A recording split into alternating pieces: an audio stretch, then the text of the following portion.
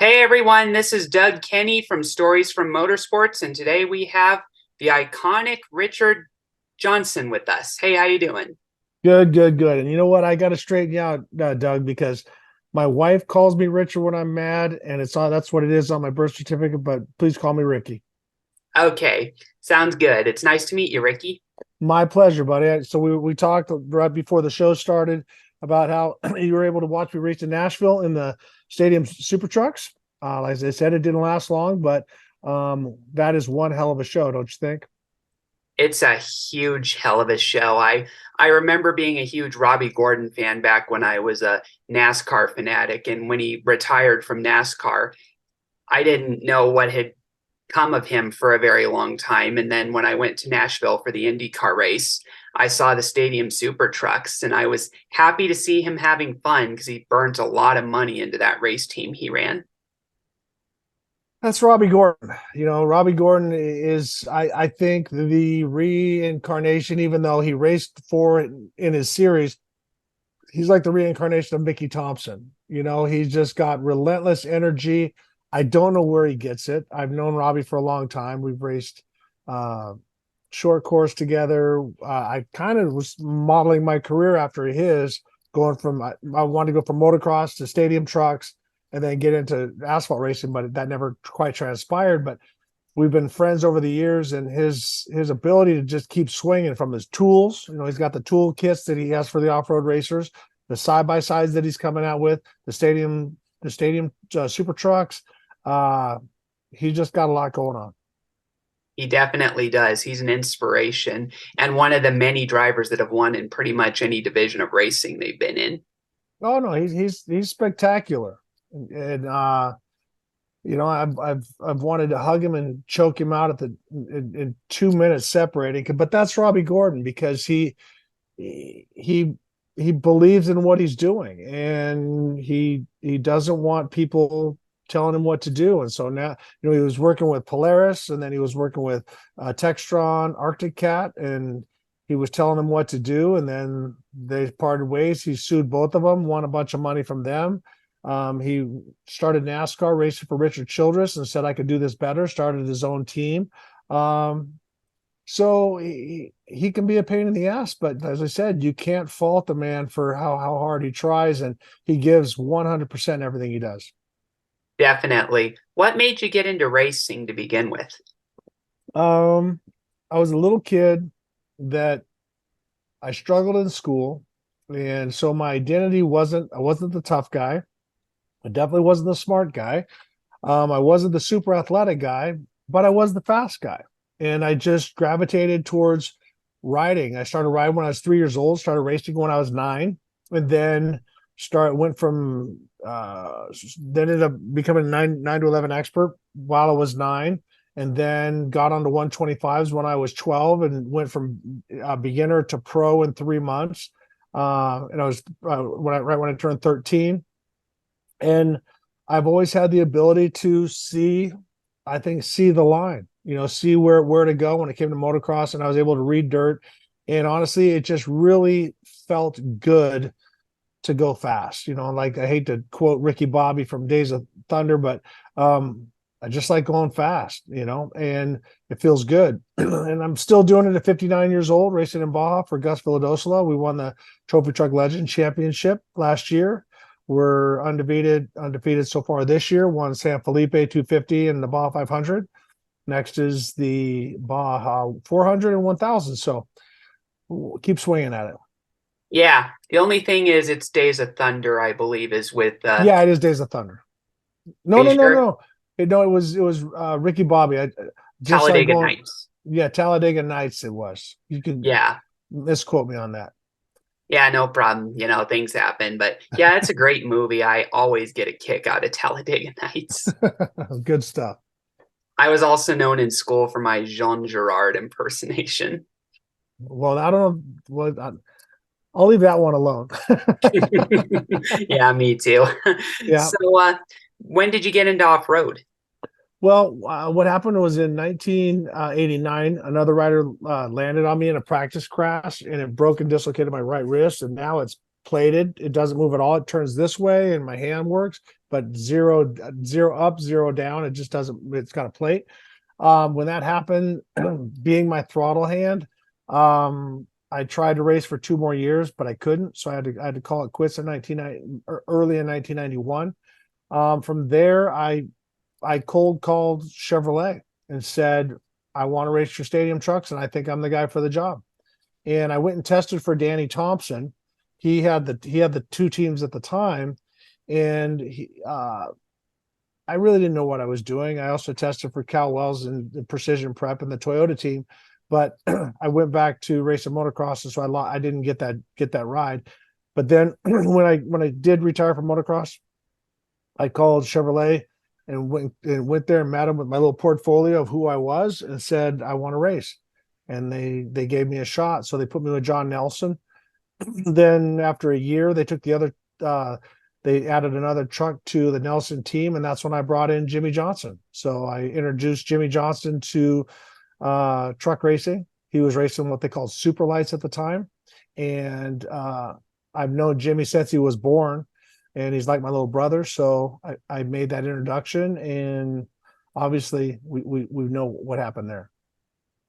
So, are you related to Jimmie Johnson, or are you just friends? No, we're just friends. So his father was my mechanic when I raced mini bikes. So when I was 10 years old, when Jimmie was born, his father Gary was my mechanic. His father worked at a shop close to our house called Lucky Yamaha. My dad wasn't that great of a mechanic, and so we struck up a friendship. Gary had a bike that he let me ride, and so that put me in the stock of the modified class. And so from there, as I said, Jimmie was born, and then I helped him because I got a factory ride when he was 8 years old and I was 18.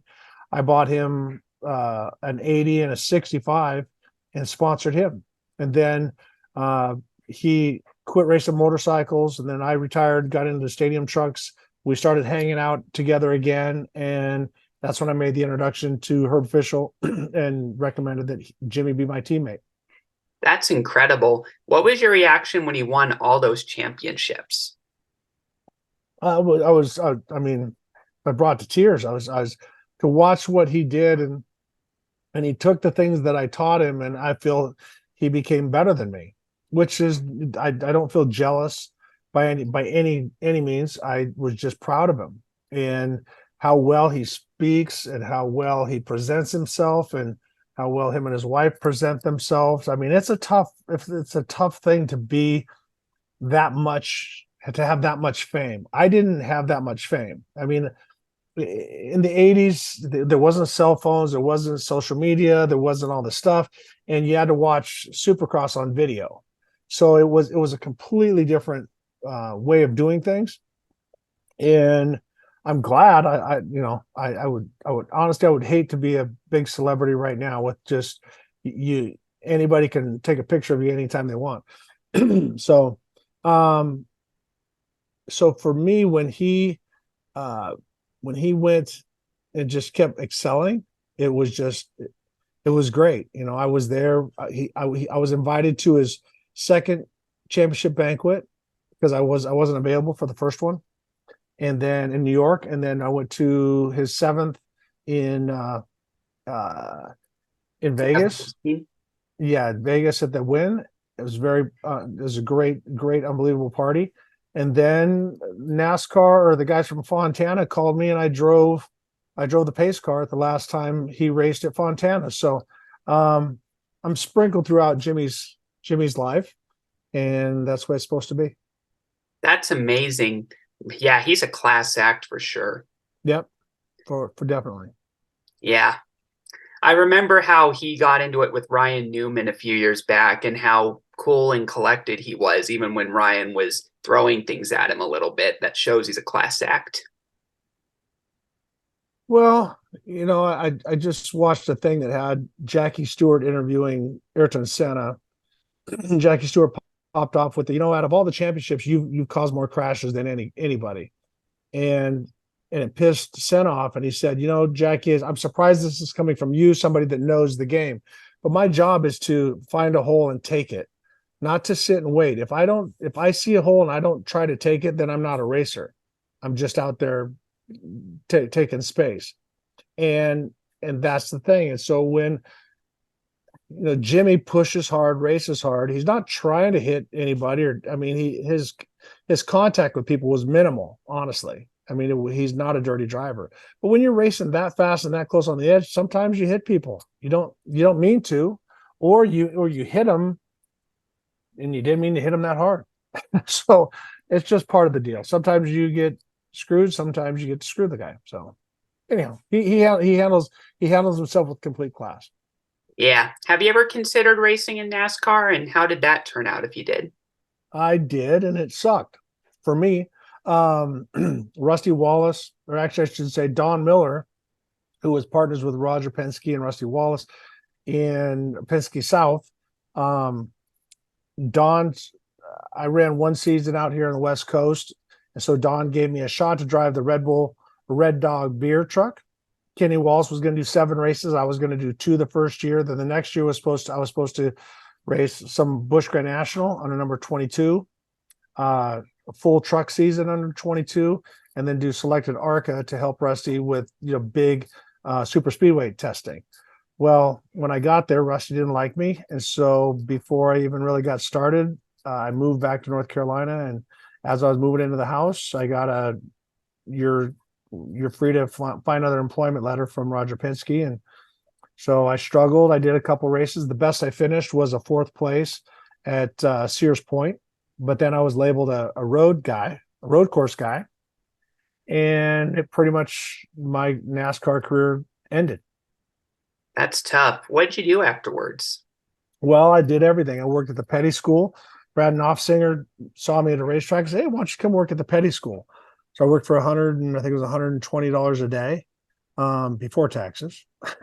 I get there at 5 o'clock, bring cars from the Petty garage over to the Charlotte Motor Speedway, clean cars, do opening ceremonies, give rides, teach classes, do all the different stuff, which it actually helped me teach me how to deal with people on a day-to-day basis.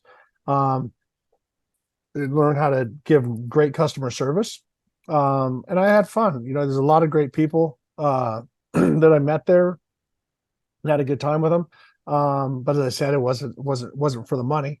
And then from there, I also did stunts in different commercials and stuff like that. Did some announcing for motocross and supercross and arena cross. Then I started racing off-road trucks again. So when we moved out west, I got hooked up with Steve Barlow, started racing for Red Bull, and won 2 Pro 2 championships, 2 Pro 4 championships, the Huseman Cup twice, the Governor's Cup, and then also won the first Frozen Rush as well. So I've had a great career. That's amazing that you've won all that. How many races have you won overall in that division? I don't know overall. So the short course, I won the first championship. I won in Jimmie Johnson. It's like Jimmie Johnson actually returned the favor. So this is an important story to know. So Jimmie moved back to North Carolina, was living right by us. We made sure we furnished his house with silverware and some furniture and stuff like that. Then they wanted Jimmie with the Herzogs to move to ASA, to the roundy round stuff, but they still had one more year on the contract with Chevrolet. And Jimmie said to the Herzogs, "Well, if you like the way I drive, why don't you hire the guy that taught me?" So he said, "Hey, RJ, do you want to go race a year of short course racing back in Crandon?" This was the very first year of CORR, CORR. And I said, "Yeah, I'd love to." So I went back there, met Charlie Schlevy, met the Herzogs. Herzog said the only one condition here is if you ever get into a scuffle with Scott Taylor, who was the reigning champion that beat Jimmie out the 2 previous years, said, "We don't want him to win. So we'll pay the fines, but do not let him pounce on you." I said, "Okay." So we won the championship. And then Jimmie and I also raced ASA together for a year. So he won the Rookie of the Year in '99, and then I won it in '98, and I won the Rookie of the Year in ASA in '99. That's nice. How'd you get Yeah. connected with Stadium Super Trucks in the first season?